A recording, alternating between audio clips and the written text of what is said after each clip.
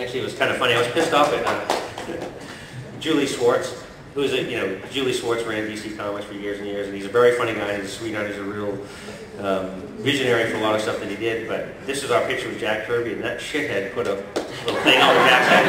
I was pissed off at him for years.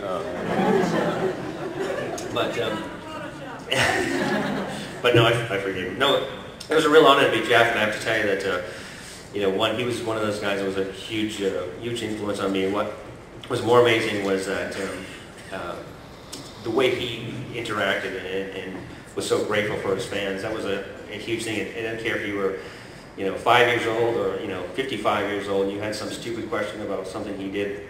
He would answer you and each person in succession down the line with the same enthusiasm, and always made anybody that he met just go away leaving happy and feeling great about loving him and the work that he did. And that's really an inspiration of how I treat my fans, because you guys are awesome, seriously. You're awesome. Here we go. This is meeting Dave Sim. We actually did, yeah, seriously. Dave's I have to tell you that Dave was a great big inspiration, because I remember self-publishing as a lot of the underground comics and that kind of stuff. But Dave was one of the contemporaries that was really directly inspired Peter and I for doing the self-publishing we did. Also, Wendy and Richard Peeney, who were doing ElfQuest, also a huge inspiration at that time. So this was meeting Dave, and I was pitching my idea because I wanted to do a Turtle Cerebus crossover. And he at first didn't want to do it because I wanted Cerebus to be a barbarian character like he was, and he was already into like church and state, so far beyond doing these little things. But he did it anyway, and he was grateful. We were grateful, and that's awesome. I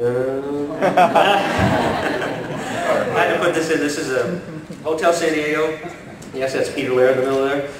Me, Jim Lawson, Steve Levine. And this is what we used to do at the show, because we didn't have that much money back then. We could buy a couple 12-packs though. And so we always started getting together in somebody's room and drink a lot of beer. We do these jam drawings. Like somebody would pick like 5, each guy would pick a topic, and then we'd sort of keep passing the paper around and each add to this drawing. We came some really messed up stuff, especially after a couple 12-packs. But I love this picture. This is really, that's how the good old days were. We were super tight. I just put it in because this was really retarded. We were coming back from some flight, and I was pretending I was homeless in the airport in Chicago. Get to that. John Oates is back again. I think I finally grew a mustache and didn't want to shave it. I didn't think it would grow back. But this is actually when the comic became real successful. We started doing getting a lot of interest from people who do licensing, toys and animation and all this stuff. We partnered with this guy, Mark Friedman, who gave him a 30-day license, and stayed with him for about 10 years. He was a great agent. He brought us to Playmates Toys, and this is one of the first couple of trips we took to Playmates out here in California. We were looking at some of the prototypes before the Turtles even came out. That's back in 1987. Here we are at a toy fair.